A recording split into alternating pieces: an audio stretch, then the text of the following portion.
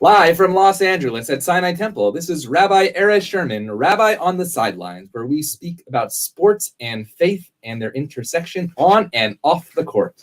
This morning, we are joined by the voice of the Colorado Buffaloes, basketball and football and director of broadcasting, Mark Johnson, live from Boulder, Colorado. Mark, it's so good to have you on the show this morning. Rabbi, great to be on with you. I'm glad you're a fan. I'm excited to see what we talk about. It's a passion of mine. My vocation is sports. My passion is faith. So when you drop me a line about this podcast, I thought, what a perfect opportunity. So Mark and I were just talking about before the show that he had two options in life, and to be a pastor, to be a broadcaster. And I said, I'm living out my dream during this pandemic and hopefully beyond, that we're taking the faith actually on the court, and Mark's going to bring the faith off the court to us as well.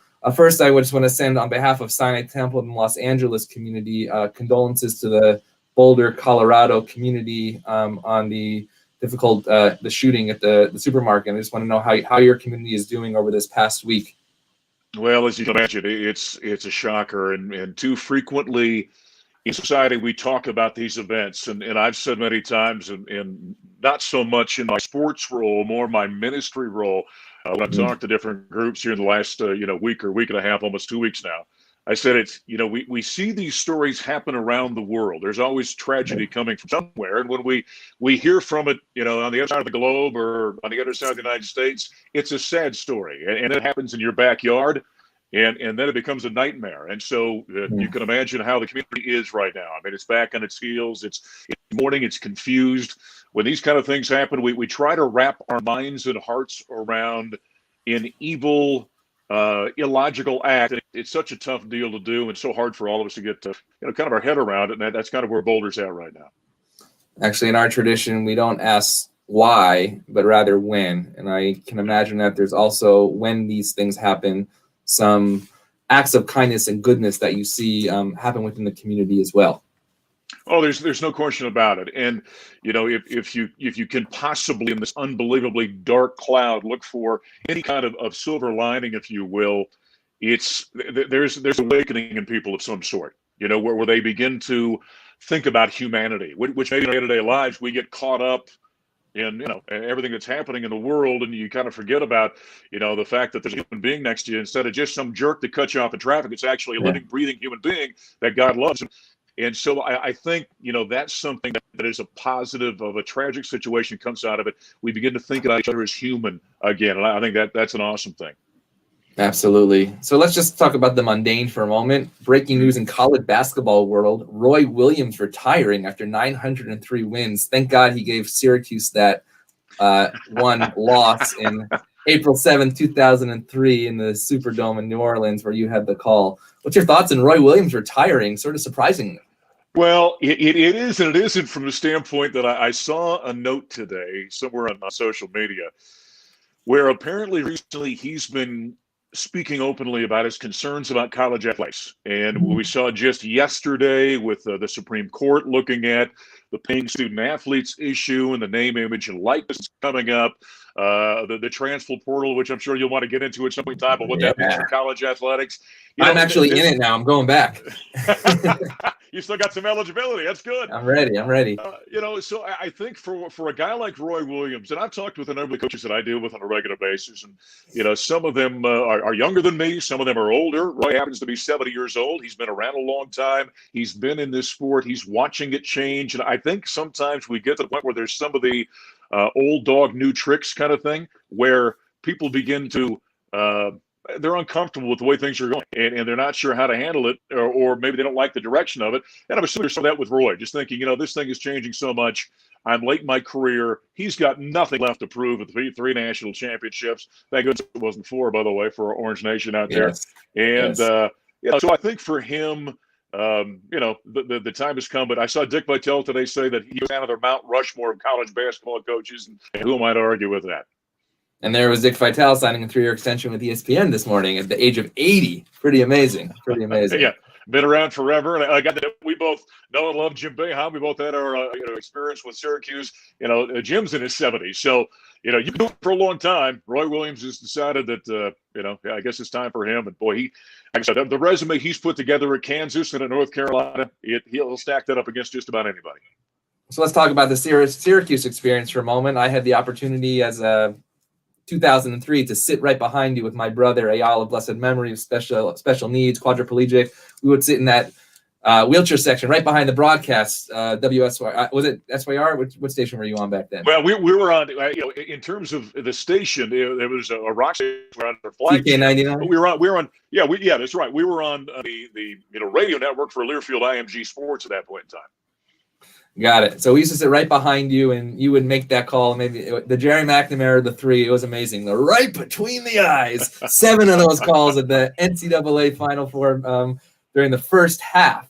How do you come up with that call? It just happened generically. One of the things I did when I was at Syracuse in the Newhouse School was teach a class in sportscasting. In fact, my broadcast partner, Matt Park, and I both did that, and Matt's still doing it. And then when I got here to Colorado, I started doing the same thing a number of years ago.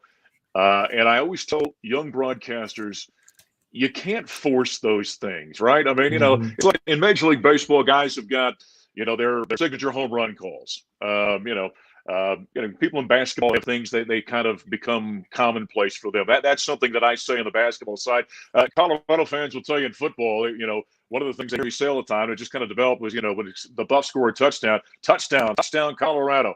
And those things just kind of happen, I think, from a grassroots level and organically and something you can't force. If you force a call, if you're looking at a big moment or the end of a championship game and you try and plan something, it's going to come across that way. And that's why, it's, for example, do you believe in miracles? That wasn't planned. It just happened for Al Michaels. And that's why it's a great call. And so calls like that, when they happen, they just kind of develop over the course of time. I who knows? I probably thought, it might be kind of fun to say one time. So I said it, and I thought that sounded all right, and then got some good response to it, and it just kind of developed that way, I think. So take us then back to Syracuse and that championship season, right? Or when was that moment that actually? Sorry, I'm going to back up for a second. So when you take that thought of not having to plan it, but really it comes naturally and organically from the grassroots, take that now to the pastor side and the faith side. When you're preaching, how does that come about? Do you prepare a sermon? Do you prepare a wedding? You said you're going to be officiating some weddings in the summer. How does that come from the heart? Because I know the broadcast piece comes from the heart as well. Yeah, well, for me, the way of my faith, I'm not going to allow. It's so much more important than me calling a ball game of some sort. I'm not going to allow myself to maybe screw that up somehow. And so then I go into anything that I do in that regard. I go into it very prayerful, right? I sit down and really pray about the message that kind of has been on my heart, and then get into God's word and look at that and study and compare this verse to that verse and go between the New Testament and the Old Testament, from a Christian perspective. And I go into that with much more preparation in terms of the message than I would something like that. A ball game, you prepare for the game. You don't prepare for that moment outside of the preparation that goes into the game. Where when I'm thinking about a message, I'm very deliberate about that, getting ready for that, and knowing full well it's not going to be just. In fact, it should never be on me, because I'll fail every time if I'm the one that's going to be the inspiration behind that kind of message or concept. It's interesting because at the same time, I think what we do as preachers is also called sacred entertainment. One rabbi once said that if you're not enjoying that moment of giving the inspiring sermon, then how is the person in the pew going to enjoy that as well? So when you turn on that screen, and I said before that the Jewish community has finally met, religion and entertainment have come together during this pandemic as we can't gather in person. How do you do still have to give that inspiring call? You can't just read the words of your heart. It has to be acted out in a way that somebody's going to feel something on the other end. Yeah, no, I think there's something to that. I mean, anytime you speak, whether it be in a podcast like this, in a radio or television broadcast, when you're giving a keynote at some kind of rubber chicken event, or you're preaching, for the Lord. I mean, there's always a level of, one thing I say to my students all the time: if you sound bored, everyone listening is going to be bored. All right. I had very early in my career, Rabbi, I started out like a lot of broadcasters. I call it my long-haired infested disc jockey days. All right. I was on an FM station way back in the day, and I had a program director walk in one day when I was probably, 19, 20 years old. And he said that to me. He said, "Hey, let's put some energy in your voice, for goodness sakes." He said, "Those people out there are listening. They're having a tough day. They're going to work and paying bills and arguing with their spouse or whatever it might be. Why don't you put a smile on your voice and act like you're enjoying it, and then that'll come across in the air and brighten their day." And so that phrase I use all the time with my students, for example: put a smile on your voice. And people say to me, "Well, am I being fake that way?" No, I say to them, when you get real excited about something, you go running up to a friend, you go, "Hey, guess what's going on? This is big news in my life." You got energy in your voice, right? It's not fake. You're just excited about something. Well, learn to do that on a regular basis, and it just adds a little bit of life to, whatever your presentation might be. I love that. Put a smile in your voice. So even the smile that you can't see, your smile can hear. And I know you do it brilliantly on the radio as well. So talk about living your dream. You said before that you wanted to be a pastor or a broadcaster. Why does a young person growing up in North Dakota have aspirations of being a pastor? Young people that come in here don't often say, "I want to be a rabbi." They say, "I want to play in the NBA." And I say, "Maybe you should be a rabbi." But not many people say, how does that dream come about? Well, I'll tell you this, and to be totally forthright with you, there was the thoughts of playing in the NBA. I did play college basketball. And so when I got to the college level, and I'm a 6'5" two-man, kind of a wing or 2 or 3 type player who shot the ball pretty well, couldn't play a lick of defense, and wasn't overly athletic, I realized that there wasn't a huge market for guys like that in the NBA. So I realized that dream was over. But the broadcasting thing and the speaking thing has always been something that's been kind of of interest to me. I always kind of seem to have that calling, if you will. And I tell the story that my mom years ago found a first grade report card, and anybody that may grow up in the 70s and 80s, you remember they gave you numbers for these different marks, and one of them was the personal conduct mark, which was basically if you were disruptive in class or talked too much. Well, my old joke was 1 was you were a saint, and 4 means you were just shy of being a felon. And I'd always get about a 3 in that because my teacher wrote on there, "Marky is such a wonderfully nice boy, but he talks so much and he's so loud." And so I came from, Rabbi, a very quiet family, a very introverted family. That the idea of speaking, in front of a group of people was just horrifying to them. And everyone else has probably heard the great old line that, in a study that says in America, the number 1 fear in America is public speaking. Number 2 is dying. And the old joke has always been, you'd rather be giving the eulogy than be in the casket, right? Yes. And so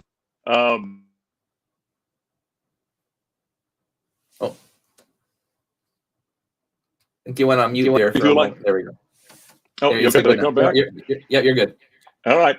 My family was always surprised that, and I used to joke with them all the time. I said, "Okay, was I adopted? Nobody told me about this?" Because I like to talk so much. And so it was just something that as a young man, I'm growing up, once I realized I wasn't going to play in the NBA, and thought, I'd really like to do this kind of thing. And to be honest with you, there was somebody that was kind of an inspiration to me. Tom Brokaw for NBC News was a South Dakota guy. Okay. And being from North Dakota, I didn't know anybody that was in the industry or had done well, nationally, if you will. And I looked at him and thought, well, he's from South Dakota. Maybe I could do what he's doing. And for me, then thinking about that, if you ever seen the movie Fargo, for example, that Minnesota, North Dakota kind of accent. I remember as a kid thinking to myself, I can't sound like everybody I live around. I have to sound more like him. And so as a kid, I made this actual decision. Okay, how can I emulate kind of that kind of sound? And so it was something I thought about as a kid and worked through. And then when it came to being a sportscaster or a pastor, my old joke has always been the Lord knew that nobody needed the Lord more than the media, so he sent me to the media, and that's where I was able to start my ministry, if you will, right there. And do those paths intersect? Right, growing up in Syracuse, I never heard you speak about God on the radio, right? I heard the players speak about God. Oh, thank God, right? But are you thinking ever in faith terms while you are on a football, basketball broadcast, or do you compartmentalize, or do you think about how to, if you wish, secularize the religious language on the radio? Well, there are kind of two mindsets I have when I go to a broadcast. Number one, um, I try to think that everything that I do, I should be trying to represent the Lord and glorify God. Okay, so that's the way I go into every broadcast. Amen. So yeah, and Red Barber is one of the great play-by-play announcers and kind of the godfather of play-by-play when you think about what we do for a living. And I was reading a book on Red years ago, and right before every broadcast, he would recite a psalm to himself. May the words of my mouth and the meditation of my heart My always heart be be acceptable. acceptable Right. to you, Yeah, Lord. right. We say that 3 times a day in our prayers in Judaism.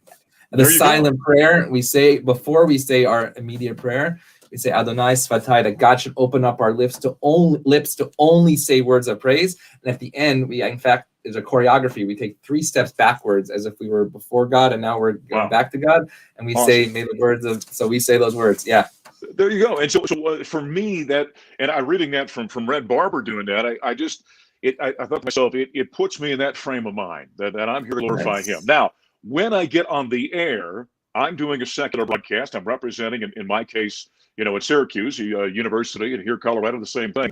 And so I understand that if I went on and started preaching all of a sudden on air, that wouldn't go over very well. It wouldn't be appropriate. And so I understand that when I'm doing that broadcast, that's what it's about. And so I'm not veering off into those areas at that point in time. I'm just trying to do, in the New Testament says, may the word, rather, no matter if you eat, drink, whatever you do it all for the glory of God. And so I try to have the mindset when I go in and do a broadcast. Well, just know in 2003, you had a rabbi in training sitting behind you, and behind me was my father, who was also a rabbi in Syracuse for 40 years. So there were lots of prayers going into that broadcast in 03. Nice. I don't know if you remember the Pittsburgh Syracuse game when they rushed the court 3 times and Boeheim tell everybody to sit down, right? That was the most unbelievable game when Jeremy McNeil had free throws. He couldn't hit a shot all year, and he made those. Were you in the middle? Were you in the middle of the rush in the field or the court? No, I was actually honestly protecting my brother to make sure that we weren't being crushed. But I want to also talk about another piece of faith that you mentioned before, and that's the special needs community. You have a son, 24 years old, living with you with cerebral palsy, and that's been a large part of your life and faith. As I said, I'm a brother of a special needs individual who passed away in 2017, also in a family of faith. My father, my sister, my wife, and myself are all rabbis, and the special needs community has played a large part in that. Tell us a little about how Jacob has really influenced your faith and to put sports, if you wish, into perspective. Well, it's interesting, even to go prior to Jacob. So here I am, this young disc jockey, working in my hometown of Grand Forks, North Dakota at that point in time. And we get a call at the radio station one day. As stations typically will, they're looking, different organizations are looking for a little help, a little publicity. And somebody called up and just said, hey, would anybody there be interested in doing some public address announcer work for a Special Olympics powerlifting event? Nice. Well, at that time, when I was done playing college ball, I spent a lot of time in the gym, and the guy had a couple of roommates at that time, were single guys, and so one of them actually owned a gym, and I would work out there, and I thought, yeah, I'm familiar with that world, so sure, I'd be happy to. And so, isn't it interesting that I go and do that, fell in love with the kids, their hearts, their demeanor, the way they just every day they show up and just love everybody. They don't have any of those biases the rest of us and garbage the rest of us deal with. And I started doing that. It ended up being something I did a couple of times a year for about, 3, 4, 5 years until the career moved me around. So I got involved in Special Olympics, even though I had no connection to it from having somebody in my life that would have been involved. And then a number of years later, so that would have been in the early 1990s or 1991, right in that area. And then in 1997, my third child was born, and it's Jacob Johnson, who is to this day, a walking miracle. It was one of those deals where when he was born, I'm out making sure my wife was okay, and then the baby's here, and they're doing the drops and the ice and all the things they do. I went to check on my other two, her with a friend, and I'm walking back in, and they rush us into a room and sit down and say, hey, this is not good. Here's what's going on. And there was brain damage. He's got cerebral palsy. He's got a myriad of different issues that greatly and globally affect him. And, he might not live a week. He might not live a month. And here we are 24 years later, and he's still with us. And he's our forever child, as we say here. And that obviously impacted us greatly from a family perspective. I say about Jacob all the time, he's the greatest blessing of my life and the greatest challenge of my life, because Mm-hmm. there is phenomenal stress in the special needs world. And you may know this, through what your family did with your brother. I mean, the divorce rate in marriages in that world is off the charts. It's like 90%. It impacts an entire family. There are challenges. Um, Other children begin to learn that Jake's got special needs, so he gets more attention than the rest of us do from mom and dad, all those kind of things. And so it's an interesting dynamic you learn to work your way through. And I don't know how anybody does it without having some degree of faith in their life that they can lean upon. Because I simply know that we're sitting here 24 years later and nearly 30 years with my wife. We would not be sitting here as a group if not for the faith in our life that gave us strength to walk that journey and accept all the challenges. So we actually have a motto that we take from the Psalms in our families. In Hebrew is Zeh Hayom Aseh Adonai. You probably know this one in English, but this is the day that God made. Nagila v'nismach havo, that we should rejoice in it. And I think your description of Jacob as a forever child is exactly what we do. And the sports community, at least in my own story, has been both an escape and also an inspiration. In 2003, in fact, Coach Baham invited my brother to go to the last practice at Manley Fieldhouse before you guys went to the Superdome. And in '96, when we made the Final Four, my brother was able to paint with a mouth stick, and he painted a picture of the team that he presented to John Wallace, Otis Hill, Don McNabb was a walk-on on that team. And I remember the team gathering together, and Coach Boeheim stopped practice, and my dad said, "Guys, I know what you're doing is important. You're going to go down to the Meadowlands. You're going to play, Kentucky, Mississippi State. But what you're doing right now is really what matters." And I think that stuck with me as a child, and I think it's leading to me in terms of this conversation as well. Yeah, it's awesome. It does change your perspective. I shared with you before we went on. I sat down with a coach one day years ago who shall remain nameless. He was struggling with the stresses of the job and the things you deal with, the pressures of being a coach of a major program. And I as I was trying to support him and give him some advice and reassure him and those kind of things, I did get to a point where I guess it didn't seem to be penetrating. And so let me give you some different perspective. And so I said, Coach, every day my wife and I, at this point in our life, we walk to the door and wonder, is today the day we open the door and Jacob is no longer with us? And I said, so I'm not trying to diminish what you're going through. I'm trying to give you perspective on things, because that's what having somebody like, in my world, Jake brings to my life, is that, the things we get caught up in and we get tied up in and frustrated about, and the traffic's bad and this bill's due, and my wife snapped at me, and all these silly things that we get worried about and frustrated about then kind of fall away, because in the large picture, because of Jake's perspective, I can begin to see that and understand those things really aren't that important. Exactly. And is he a sports fan? Does he love what you do, or does he watch the games, listen to you? He what he does, it's kind of funny, because obviously here at the house when I'm on the air, my wife will have the broadcast on, and so Jake's really there's some cortical vision issues within Jake, and he sees, but we're not exactly sure how and exactly how it works. But he's very, very auditory, and in fact, most of the time, if you ever saw Jake have a pair of earbuds in, he's listening to his King George. He listens to George Strait, the king of country music. He's got about 400 songs on an iPod. And so Jake's will hear everything. And so he might be in the other room, the broadcast is going on, but he'll holler out, touchdown, Colorado, or right between the eyes, or someone hears Dad do it on the radio. So he loves the sports in that regard because of the activity. And it's interesting. Jake's such a social human being. He loves the fact there's interaction and there's excitement going on. When we push him onto an elevator, he has to introduce us to everybody on the elevator. Hi, this is Mark. This is Susan. And so he loves the social aspect of what sports brings.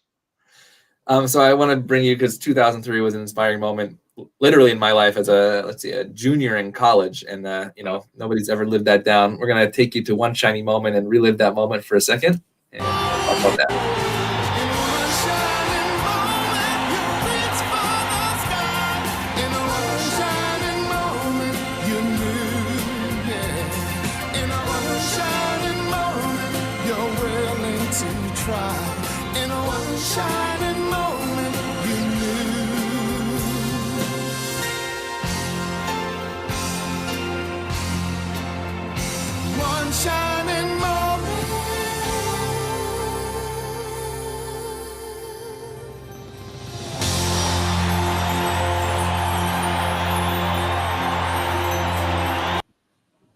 You can't make that stuff up.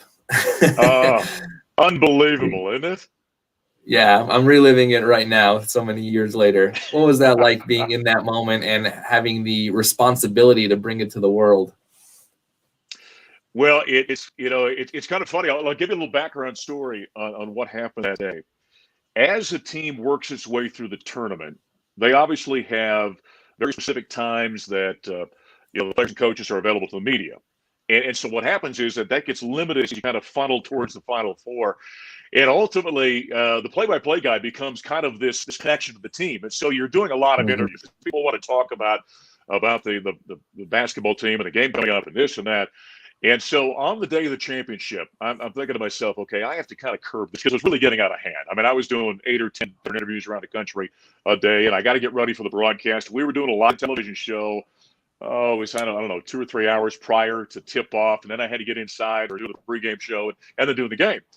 And there was a guy that was in Miami that I'd been on a show. For some reason, he had been kind of in love with the Orange for quite some time. All through the tournament, obviously, late regular season. Then he calls me up the day of the game after my self-imposed cutoff for interviews, and he says, "Hey, do an interview with me." And I said, I'm trying to get ready for the game." And he kind of persisted. Finally, I said, "Okay, so I'll give you 5 minutes," but then that's it. So we jump on the air, and we're talking about the game matchup with Kansas and all that. And he says to me, "What are you going to say if they win?" And I said, "I don't know. I haven't planned anything. I'm just getting ready for the game, and I want to make sure everything's in the proper context." And he says, well, again, about the third time he kind of pressed on that question. I said, "Why do you keep asking me that?" And he said, "Because it came to mind that whatever you say is going to live forever. And if you screw it up, it's really going to be embarrassing for a long time." And I ended up saying to him, I said, "I've never been nervous to do a game my entire life until right now. Thank you very much. So I don't need to tell you how that game ended." So the ball goes out of bounds. We saw the block by Akeem Warwick there at the very end. So the ball goes out of bounds with mere seconds remaining. And my partner, Matt Park, is saying something. And it crosses my mind what that gentleman had said to me. And I'm thinking, oh, my goodness, now I got a chance to think about this. So let's not screw up what you're about to say. And so thank goodness I didn't. And it turned out all right. And the Orange won the game, and they're national champions. And that's a moment I will never forget, because those things don't come around very often. I guess let's just play-by-play voice of football for Alabama. They don't come around very often. And so it's a treat to be able to say that I did that in my career. When did you realize that team had it? I remember the Oklahoma game, or Oklahoma State, when, down whatever in the second half and come back with that full court press and Jeremy McNeil blocking in the back. When did you realize this was going to be special? You know what, and this might surprise you, and you'll remember this, being a big Syracuse fan. Remember there was about a 4-day span, and I may not have I think we played at Michigan State on a Sunday CBS game. And then later in the week, was it midweek or so, played at Georgetown and won those 2 games. And that was about the time I remember talking with my partner and Polly Sibilia, who was our engineer and our producer. I said, "Fellas, I think something's going on here. This thing's got a chance." And you knew right there, because remember, the Orange were coming off an NIT appearance the year before. Went to the we're in the third place game. We're in New York for the Final Four of the NIT, but didn't make the championship game. Really had been reworked. Carmelo Anthony comes in as the #1 recruit in America. And, you hope he's going to be what the hype is about, but we know the way this works. I remember his exhibition game against Nike Elite. I was there. He scored 30 points. I'm like, this kid's ridiculous. And you realize, okay, he is what they said he was, but you never know that sometimes. And so when he got there, you're thinking, well, I think they're going to be pretty good. We didn't know a thing about this kid from Pennsylvania, this Jeremy McNamara, and what he was going to be. And so you weren't sure. So as the season wears on and not ranked early on, and you're working your way through the year, thinking, well, they're pretty good. Jimmy in his 2-3 zone, that thing seems to be working. Well, Akeem Warwick's such a great player, and Craig Forsythe anchor, and McNeil inside. And the way I always said was the thing that tied that whole thing together. His leadership and the left out in the front of that 2-3 zone was always so phenomenal. So it was about midway through that season where I thought, that's pretty good. And then that swing between Michigan State and Georgetown, I thought there might be something special here. Nice. So let's go to the Big East of the Pac-12. Sitting in Los Angeles here, down the street from Pauley Pavilion. Everybody thought it was Big Ten's time, and all of a sudden, all these teams get in from the Pac-12, UCLA and USC to the Elite Eight. Mick Cronin comes here, first or first four out to Final Four in. What is going on? You're a Pac-12 guy now with Colorado Buffaloes. Yeah. Well, I think we're going in and out. Can you hear me, Mark?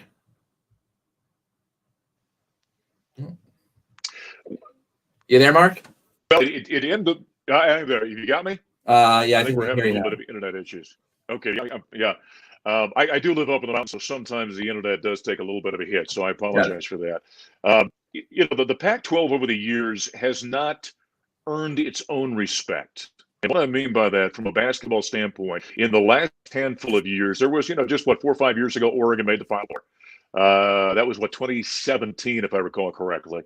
But really had other teams making some noise in the NCAA tournament. And so, I know Pac-12 fans like to say that we didn't get the respect we deserved out in this part of the country this past season. And you know what? You had to earn the respect as to that. What have you done for me lately? And so, as the season wore on, I began to watch. I knew Colorado was a good team. I really thought the Buffs were a legitimate top 25, potentially a Sweet 16 level team, which they certainly were this season, with maybe the best point guard American, McKinley Wright. And then USC obviously was loaded. UCLA had talent on it. Now the Oregon State thing came out of left field for all of us. There were some solid players out there, but they were picked 12th, finished 6th, did beat the Buffs in the Pac-12 title game. But it was good to see, and it just goes to show. And I say this all the time about that 2003 Syracuse team. Were they the best team in America? Well, I don't know. They were one of the top, 7 or 8 teams in the country. And then they began playing to their potential through the month of March, which is what you have to do. And so this league caught fire at the right time. Absolutely. So are we going to be raising a championship trophy here in Pauley? You know what? I don't think so. And it's not that I'm cheering. It's not that I'm cheering against the Bruins. To be honest with you, Gonzaga is unstoppable. I just think, I said all year long, when you looked at college basketball, I've said there was a 1A and a 1B. That was Gonzaga and Baylor. And then there was the rest of the field. And Baylor, although, in the Final Four, playing some pretty good basketball, kind of tailed off a little bit there at the end of the year, had a couple of hiccups. But Gonzaga right now looks phenomenal. And I'm hard-pressed to believe, unless half the team gets a case of flu here in the week between the Elite Eight and the Final Four games, I just don't know how anybody's going to beat them. I was on a show this morning, in fact, and a guy said, is there any way anybody beats Gonzaga? And I said, listen, anybody can lose, but it's going to have to be one of those games where, despite the fact they're the number one two-point field goal shooting team in America, they're going to have an off night, and somebody's going to have to be out of their mind on fire. And if that happens, you could see an upset, but I'm just hard-pressed to pick against Gonzaga. Yeah, and actually we had Andy Katz, Seth Greenberg, and Dan Schulman on this show over the last 2 months, and they all said Gonzaga, Baylor. It's going to go down to that, which would be really interesting. But as you said, prayers do work, and may our words be acceptable to God as the Bruins go into go into this weekend for sure. As we conclude, out of this pandemic, and like you said, you did like one game in person. What, if you wish, I won't say the silver lining, but rather the blessing. What is the blessing that you have found that, some coaches said cancel the season and it shouldn't have happened. Others say it should have happened. What's your thoughts in the blessing that sports has been able to bring to our lives these last 11 months? Well, we've all needed some semblance of normalcy, something to do. What I've always said about sports is, as much as we enjoy it, it gives us an opportunity for 3 hours on a Saturday or Sunday afternoon for a football game, or a couple of hours on a Wednesday or Thursday night in the middle of, January, in the doldrums of winter, to get our mind off of, the troubles of the world, and just enjoy a game where we can cheer for our team, or, a dog cuss the referees, or whatever it might be.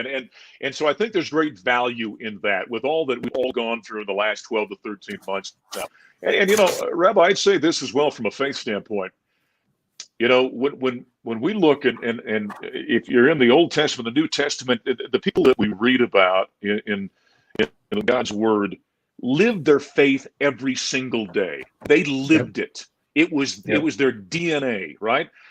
And in modern society, we don't do that. And I do wonder if the past 12 months, now it's not going to work that way for everybody, but I wonder if it's brought many people back to their faith a little bit stronger, and thinking, I do need the Lord in my life every single day. And so away from the sports playing service, I'm hopeful, and I pray about that's a big part of what we come out of the back end of this COVID pandemic with, that people have returned to their faith and returned to the Lord. Yeah, I mean, people are returning to Dodger Stadium, but next Saturday, they're in fact returning to our sanctuary, and it's going to be a fascinating experience. I mean, the clergy, the rabbis have literally spent 12 months looking into a camera, hoping that people are hearing these words, but now to be able to see the expressions on a face, have the feeling of community. I mean, within our own faith, you don't do it alone, and that's what I know you've expressed through your own family, through your own faith experience. You do it within community. We actually need that together. So, Mark, it has been an absolute pleasure to re-meet you after the 2003 season. I do hope that when you get down to LA, we'll also be able to come to our synagogue right down the street from Pauley, a little further from USC, but just right across town, and enjoy our faith experience together. And looking forward to hearing your calls on the upcoming Colorado basketball season, or not upcoming football season and basketball season as well. You have a blessing for us to end our podcast this morning. Well, it's been a lot of fun. I really look forward to it. It's always fun when I can reminisce about that phenomenal 2003 season for the Orange. That's always a welcome opportunity. And then to talk some sports and talk some faith, like I said, those are two passions of my life. So I've enjoyed it greatly. Thank you for having me. Thank you. May the words of may the words of us continue to bless you, your family, Jacob, and really our entire community as well. Next week on Rabbi on the Sidelines, a special with Jory Epstein, USA Today NFL columnist for the Dallas Cowboys, new author of a book, The Upstander, the Holocaust memoir of Max Glauben. Next week, April 8th, is in fact Holocaust Memorial Remembrance Day, and Jory will be our guest to share her story of sports and faith. Thank you for joining us, and Rabbi on the Sidelines. Have a great week.